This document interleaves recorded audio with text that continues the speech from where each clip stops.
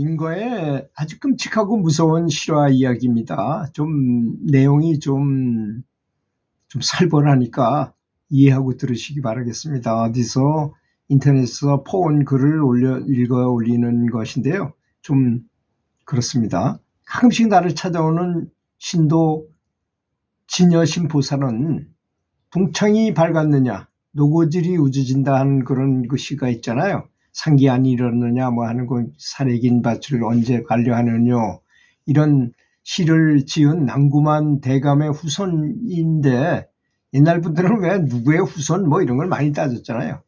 큰 대갓집에서 아주 태어나서 유복하게 자랐다고 합니다, 이 진여신 보살이. 그런데 시집을 가기 직전에 어느 날 부엌에서 들어갔다가 부엌 대들보 위에서 팔뚝보다 굵고 길이가 두 길이나, 사람이 두 발이나 되는 능구렁이가 땅바닥으로 떨어지는 걸 보았던 것입니다. 그러니 뭐 처녀가 그걸 봤으니 얼마나 놀랬겠어요. 악 하고 소리를 지르니까 너무나 놀란 그녀는 순간적으로 날카로운 비명을 지르니까 그때 그런 대갓집에는 머슴들이 많잖아요. 비명을 듣고 마당에서 일하던 머슴들이 쫓아와서 보니 아씨는 두 손으로 눈을 가리고 있고 구렁이는 높은 곳에서 떨어졌으니 정신이 없어서인지 멀뚱하게 움직이지 않다가 사람들이 온 것을 알고 장작더미 속으로 반쯤 들어간 구렁이를 사람들이 쇠고랑으로 찍어서 죽인 다음에 그걸 들고 가서 냇가에 가서 불에 구워가지고 막걸리 한 말과 함께 걸판지게 먹어 치웠다는 것입니다. 그 뒤 얼마 지나지 않아서 진여신 보살은 시집을 갔고 부엌에서 본 것과 똑같은 능구렁이가 노젓가리 그 앞에 또아리를 틀고 있는 태몽을 꾸고서 이동 아들을 낳았다고 합니다. 아들은 건강하게 자랐을 뿐 아니라 어찌나 점잖은지 생전 웃는 일도 없고 혼자 뭐 떠들거나 그런 일도 없었다고, 점잖은 그런 사람이었다고 합니다. 누가 웃기기는 말을 해도 피식하고 말뿐 껄껄껄거리는 일조차 없는 아주 과묵한 그런 성격의 사람이었습니다.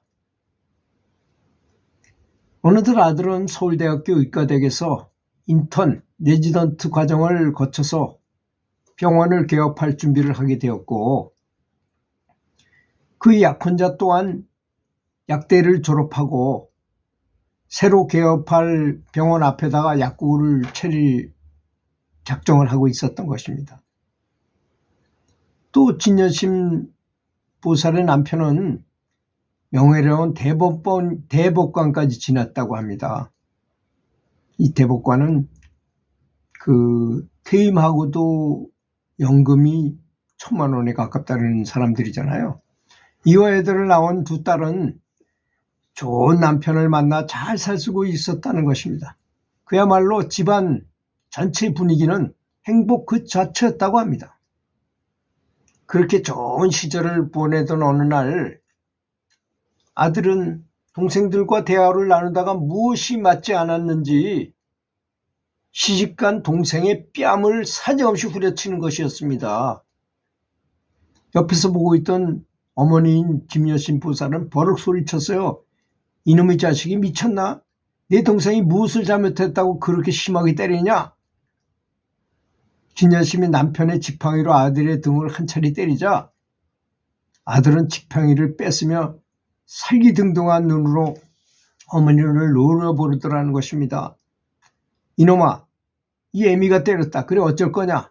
이놈이 정말 미쳤구나.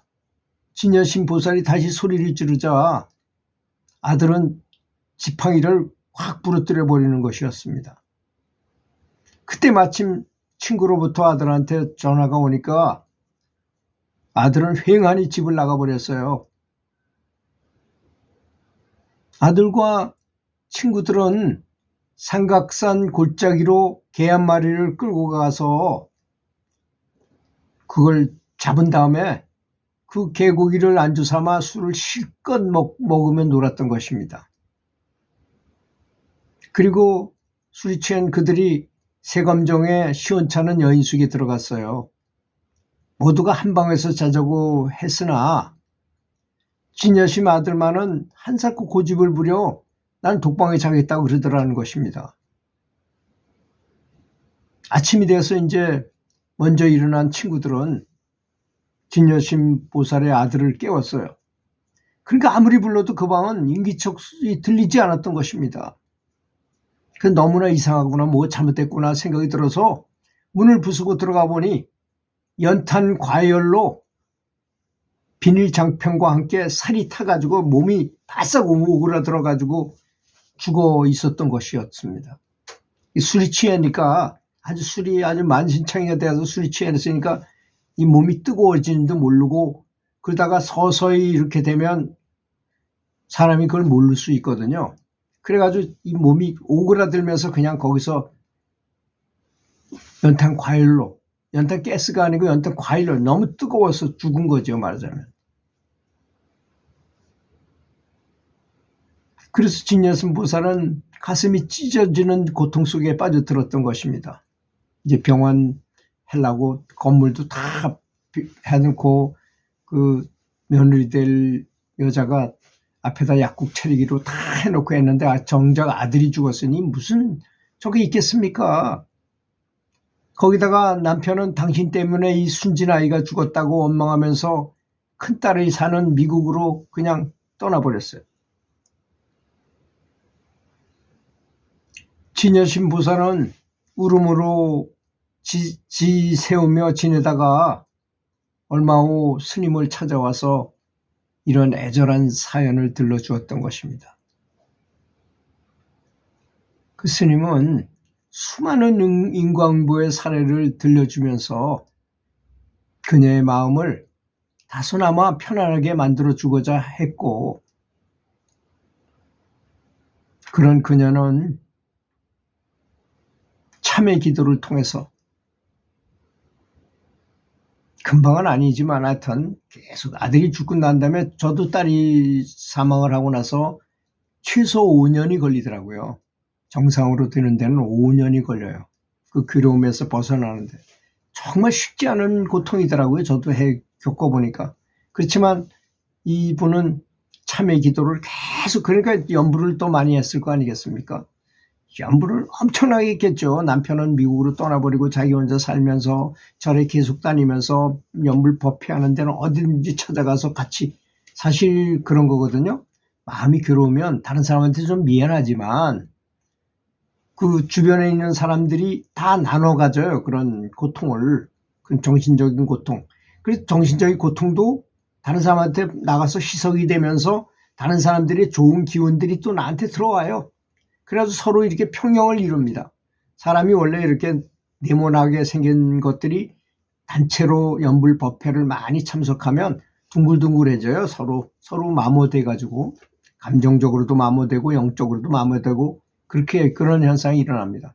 그래서 수행 초기에는 연불 법회에 많이 참석하기를 저는 적극 권합니다. 정말 그런 데가 찾기 어려우면 구인사를 가는 것도 좋습니다. 구인사 3박 4일인가 4박 5일에 이거 받거든요. 그 접수를 받아서 거기에 그 구인사는 본사가 구인사고 각 시마다 다 말사가 다 있어요. 시군마다 읍까지도 다 있더라고요. 그런 데를 찾아가서 거기서 이제 신도 저걸 한 다음에 거기서 열심히 수행을 하시다가 거기다 접수해가지고 구인사 본사에 가서 그렇게 집중적으로 관음 정근을 하게 되면 큰 도움을 받을 수 있다고 그럽니다. 특히 그분들이 알고 있는 사실이 뭐냐, 한 가지 소원은 반드시 이루어진다는 것, 거기 써 있거나 뭐 이런 건 없는데 그분들은 다 그렇게 철석같이 믿고 있어요. 사업이 잘 안 되거나 뭐 할 중요한 일을 앞두고 가서 그렇게 하시는 분들이 아주 많다는 점. 거기 가면 칭명연비를 하기 때문에 계속 관세음보살을 엄청나게 크게 합니다. 저도 3번이나 가봤어요. 대학교 다닐 때 3번이나 제가 뭐 구인사 신도는 아니었지만 제 고모님이 거기 아주 굉장히 두 분이, 고모님 두 분이 아주 처음에 열성적으로 많이 다니셨어요. 저는 뭐 사실은 참선을 하던 사람이었는데도 거기 갔어요. 근데 좋다는 걸 많이 느끼겠더라고요. 그래서 이분은 그렇게 큰 고통을 얻었지만 참회 기도를 통해서 마음의 평안을 찾으셨다는 것입니다. 들어주셔서 감사합니다.